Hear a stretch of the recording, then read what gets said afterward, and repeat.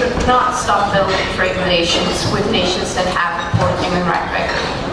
Actually, we believe that this is the worst thing you can do if you do care about human rights. Rather, we think it is of utmost importance that you continue building trade relations with these nations, namely for the following reasons. First of all, it will help them develop stronger institutions that have the capacity to protect and enforce human rights. And second of all, you will build a strong incentive for them to improve their human rights record.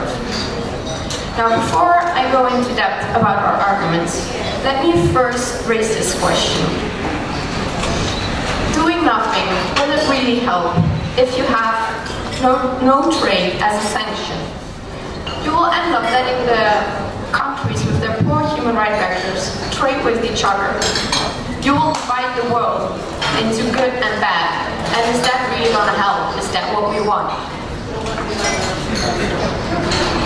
We believe that building trade relations with these countries is necessary in order for them to develop these strong institutions that will help them enforce human rights.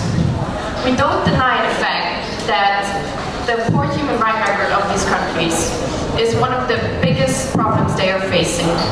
However, their poor human rights record means that the current instrumentalities of the state are insufficient in protecting the rights we are all entitled to. So would stopping trade relations really improve the situation? Well, not only it wouldn't help, it would actually make the situation worse. Why?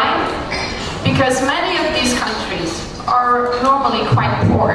They are economically and socially underdeveloped. Their education, their healthcare, their judiciary system, all of them are either poorly designed or very badly implemented.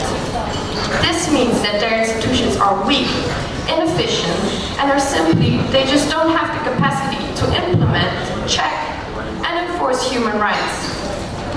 If we were to continue our trade relations and develop them even further, the nation will benefit from the free trade and will develop stronger institutions, mainly because trade is the fundamental basis to economic and social development.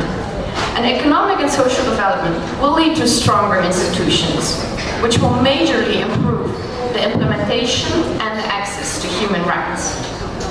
Now, since building strong institutions are necessary for the protection of human rights, this motion does nothing to that effect, and these countries will remain in their current situation, and we end up doing nothing for human rights. My second argument is that maintaining trade relations with them allows us to incentivize them into improving their human rights record.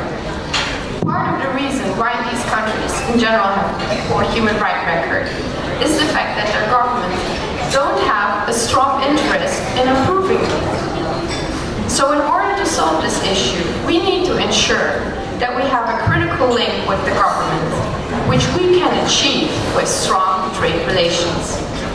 Human rights clauses and agreements can be included into trade agreements and treaties in order to ensure the better protection of human rights.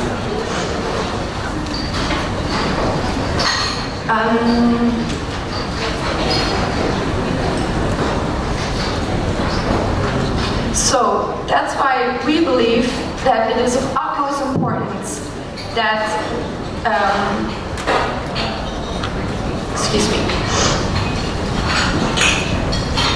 that we continue trading with these nations, because in this way we can leverage our relation and we can ensure that these governments will have a strong incentive and will do everything in their power to start protecting, enforcing, and caring about human rights.